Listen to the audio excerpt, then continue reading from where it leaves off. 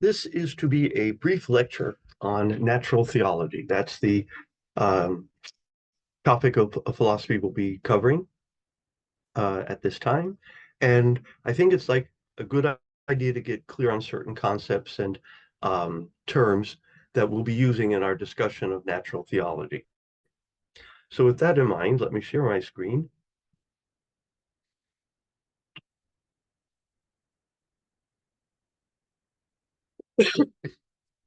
And if I did this right, you should be looking at something that's entitled Theism, Introduction to Natural Theology.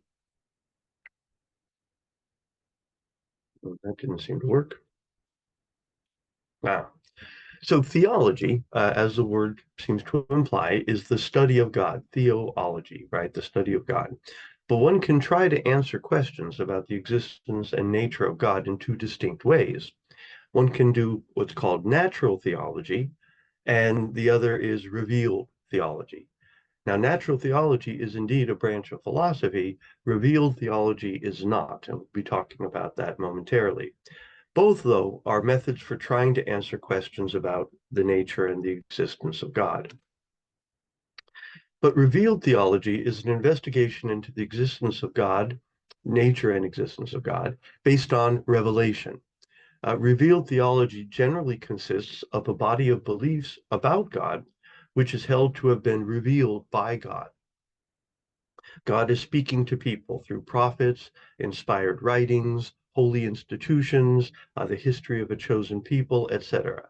And these are supernatural revelations that God provides. Revealed theology can also refer to the process of answering questions about God by appealing to revelations and establishing or expanding the body of belief. So you begin with revealed foundations, and then you kind of build a logical edifice out of those beliefs and extend the body of beliefs that way. So revealed theology generally consists of a body of established beliefs about God. Oh, I think I backed up the wrong way. There we go. Yes. Okay. Thus, revealed theology is faith-based. It's a faith-based means of answering questions about the existence of God. And or again, extending that body of belief into a logically coherent doctrine and kind of um, uh, ferreting out the implications of the initial beliefs. Among the world religions, Judaism, Christianity, and Islam bear a spatial relationship to one another and to Western philosophy. They are often called Abrahamic religions because all three trace their roots to Abraham of Hebrew scriptures. Thus, the concept of God central to each is the God of Abraham. And this is what these religions try to investigate and come to have beliefs about. But notice, since it is a faith-based means of trying to answer questions about the existence of God, it is not a branch of philosophy. Again, it's basically the practice of a religion. But Judaism, Christianity, and Islam are closely associated with one another and the West for another reason, not simply their lineage to Abraham. The early religious thinkers of all three traditions were heavily influenced by Greek philosophy of Plato and of Aristotle. Although some other religions make use of Greek philosophy, its influence in these other faiths is extremely modest as compared to the influence it has in Christian, Jewish, and Muslim thought. Nevertheless, the God who appears in the Old Testament is not immediately recognizable as anything found either in Platonic or Aristotelian terms. For instance, Plato does talk about the form of the good, and he held that to be the source of all being, truth, goodness, and beauty, the transcendentals. But the form of the good is neither dynamic nor conscious. And the God of Aristotle attempts to prove the existence of God. He offers an argument for an unmoved mover, but it's not clear whether that unmoved mover is aware of humans or has any concerns for humans, would respond to prayer or bestow forgiveness. So we can see the God of Abrahamic revelation doesn't resemble these divine or quasi-divine elements of Platonic thought or Aristotelian thought. At least it's not immediately clear what that relationship might be. The picture of God in early Hebrew scriptures, by contrast, seems to be dynamic, with a will, and demonstrates responses to events in human history and petitions for help.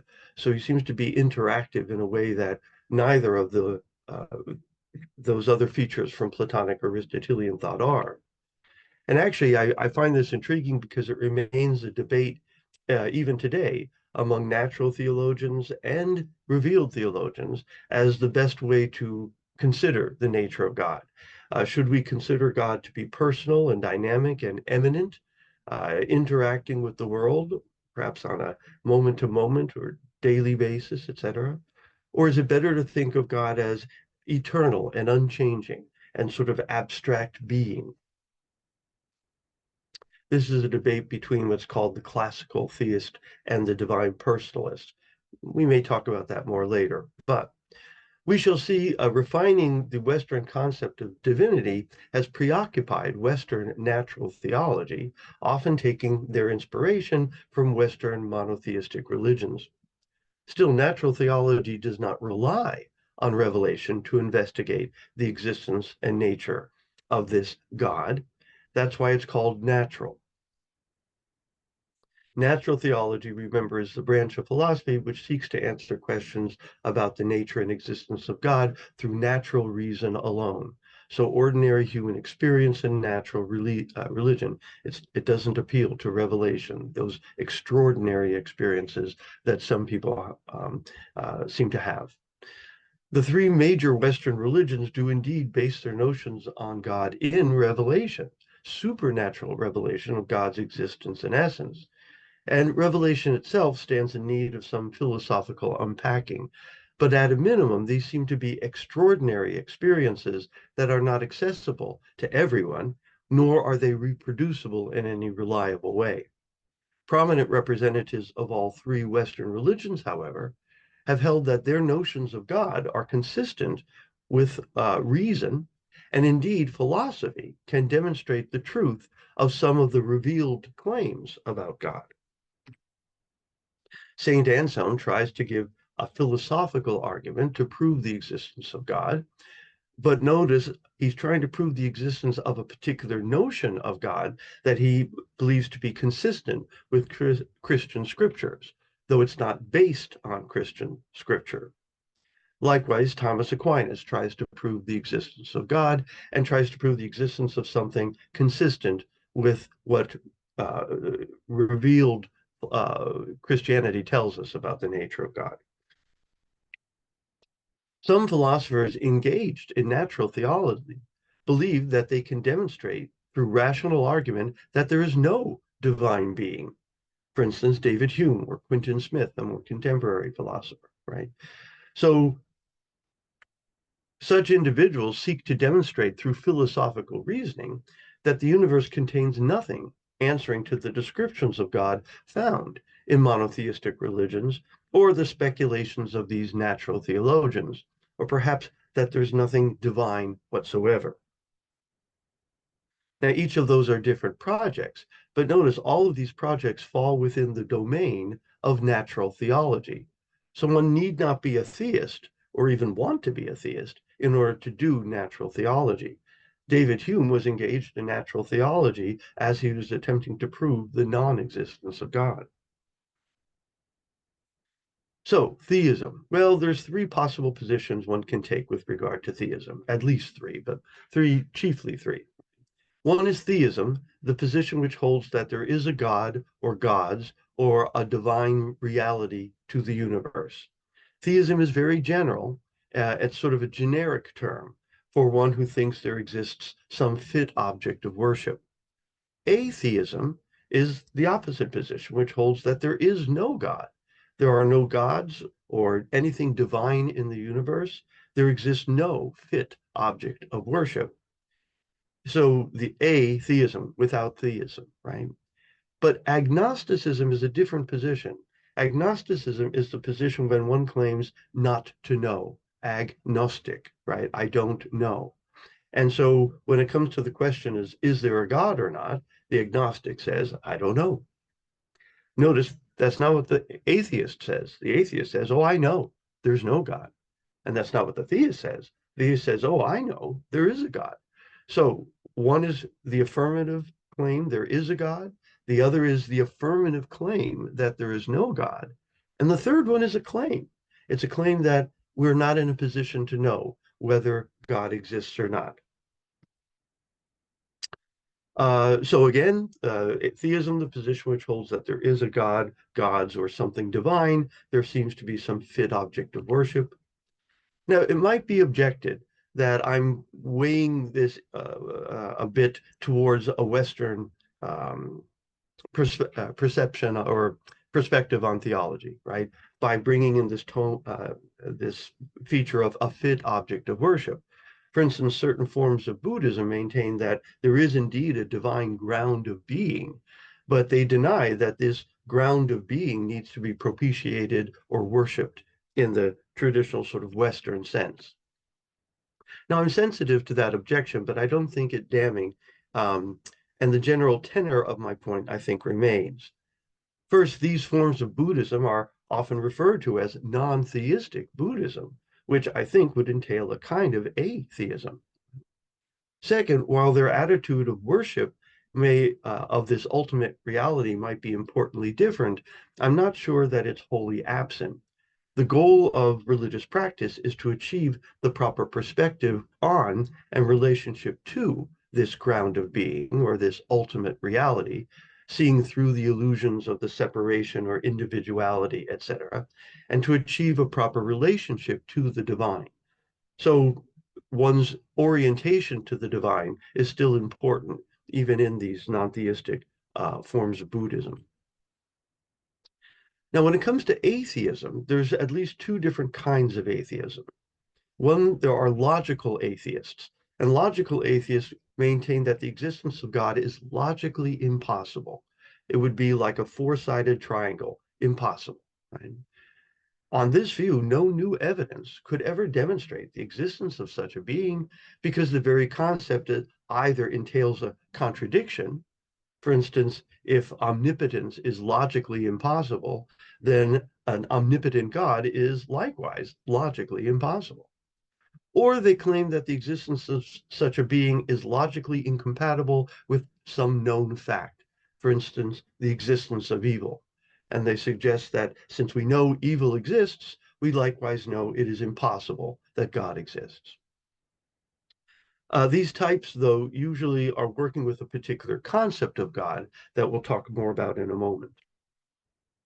Now, a second kind of atheism is what's called the empirical atheists. William Rowe is one such individual. He refers to himself as a friendly atheist, right? And they claim that while the existence of God is not logically impossible, there is insufficient reason to suggest that such a thing exists, and a preponderance of evidence to suggest that no such being exists. So they want to say is, look, the weight of the evidence is on the non-existence of God. Such individuals allow for the possibility that future evidence may make a difference to such matters. As with all empirically justified beliefs, it's possible that some future evidence, some future experience might make us reevaluate our claims. But as things stand now, they claim, the atheism is warranted based on the available evidence, and theism is not. Nor is agnosticism, right? They want to say, no, we have enough evidence to make up our mind about these things. Now, agnosticism, no knowledge, is to say, I don't know whether God or gods or anything divine exists or not. Now, there's one kind of agnostic that I recall the unreflective or lazy agnostic. And this is just anyone that when you ask that person, is there a God? They simply go, I don't know, right? But it's not like they've spent a lot of time thinking about it, or they could defend the idea that agnosticism is preferable to theism or is preferable to atheism, right?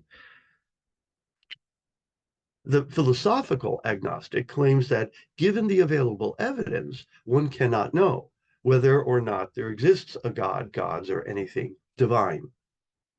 Usually, such a person believes that there is some relevant evidence, but it's just not sufficient to establish either theism or atheism. And so the only position, therefore, to take is agnosticism. In some cases, the agnostic claims that no evidence is or even could be relevant. I'm thinking of Soren Kierkegaard here a bit. All three positions, as I've defined them, assert something, and as such, stand in need of justification. When one claims something to be true, it's always fair for a philosopher type to ask, what's your justification? Why should I believe you? So if I ask you, is there a God? And you say, yes. Well, a philosophy type like me is going to say, how do you know? What's your justification? On the other hand, if I ask, is there a God? And you say no, again, I'm going to ask, how do you know? What's your justification? But if I ask you, is there a God? And you say, I don't know, I would ask, well, why not? Why haven't you made up your mind about this? The philosophical reflective agnostic is going to have to defend the claim that agnosticism is rationally preferable to theism and to atheism. Again, varieties of theism. Monotheism, there's a single God. Clearly, Judaism and Islam are monotheistic religions, but often sometimes these philosophical categories don't neatly correspond to actually existent world religions. So, for instance, Trinitarian Christianity is a monotheistic religion. They're quite clear about that. But the doctrine of the Trinity makes it a complicated sort of monotheism because notice what they're saying is God is one and God is triune and three is not one. How does that work exactly? Well, you'd have to get into the theology of that particular religious tradition to try to make that out. Also, even if we were to agree that there is one God, these monotheistic religions might disagree about the nature of that God. Is that God caring and loving, as we've already discussed? Some might say yes, some might say no. Is that God indifferent? You might be familiar with a position known as deism, and deism is the belief that God did exist or does exist, it created the world, but has since remained indifferent to it, right? Doesn't really take notice of or have much care about what's going on in the world. Not surprisingly, it's said that deism rejects supernatural revelation, since revelation seems incompatible with indifference. Why would God be revealing himself if he really didn't care about the world? Okay, so monotheism can be distinguished from polytheism. And polytheism, again, is the idea that there are multiple gods or goddesses or deities of some sort or another. Again, actual religions make putting them in one category or another a little bit challenging and even potentially misleading. Consider the classical African Yoruba religions, which makes references to orishas, spiritual powers that are to be propitiated and worshipped and reverenced. But these orishas themselves, which might be referred to as gods, themselves had owe their existence to a creator, a single creator God. So is the African Yoruba religions monotheistic or polytheistic? Well, it's a little bit of a mixture. Now, pantheism is the idea that everything is God. Pantheism, all is God.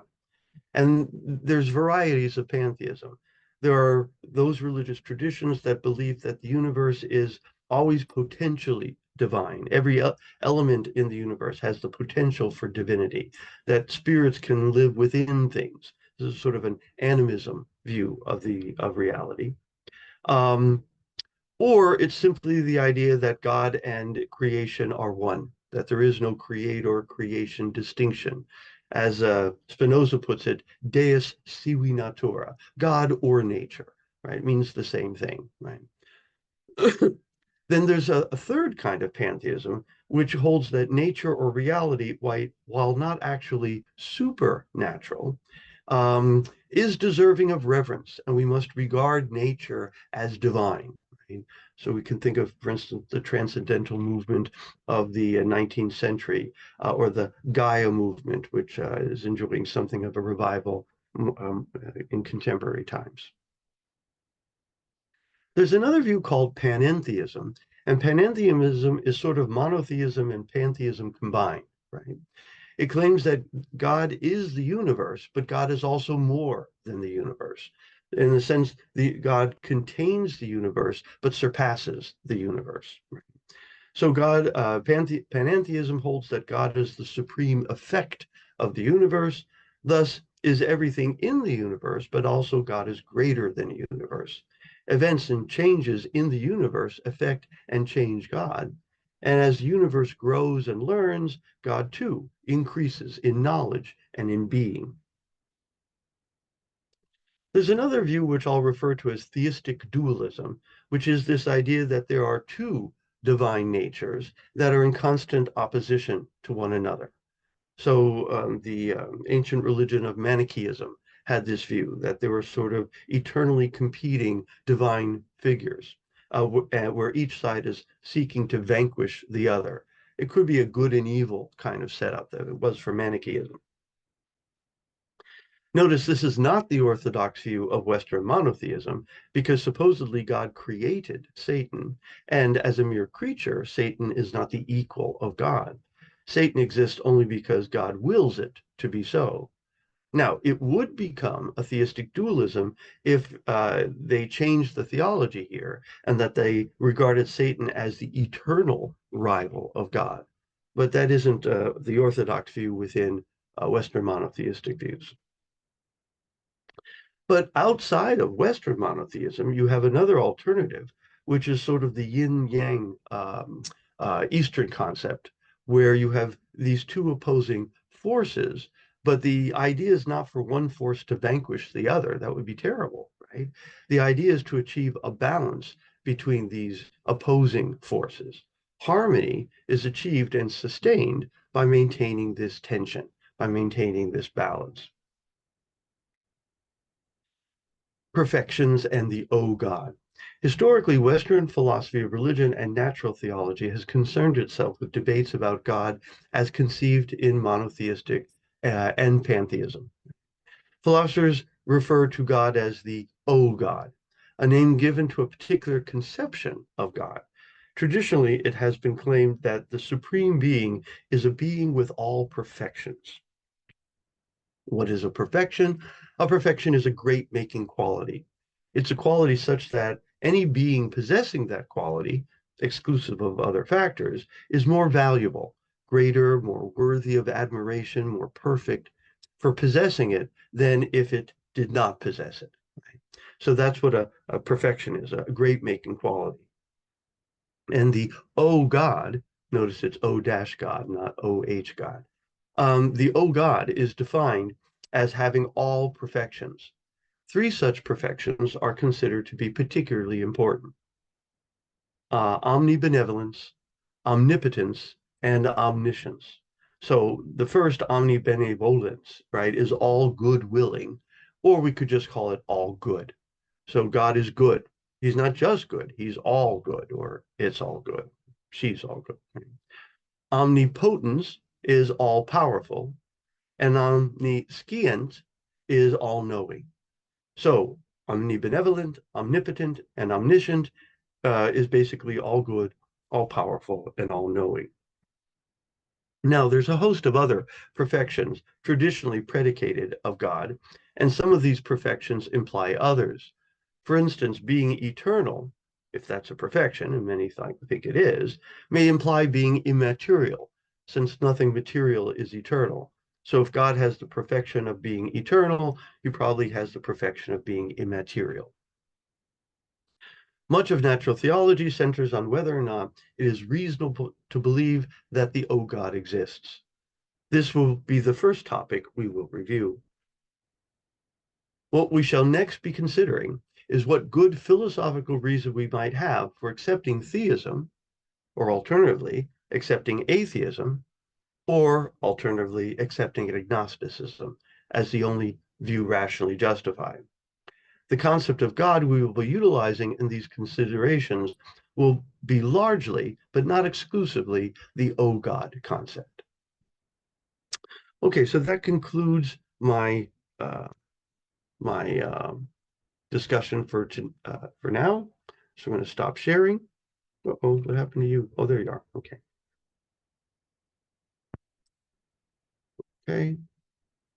And naturally, if anything I said you wish to discuss with me further, or if the notes are unclear, or if they contain typos, please let me know. Until next time.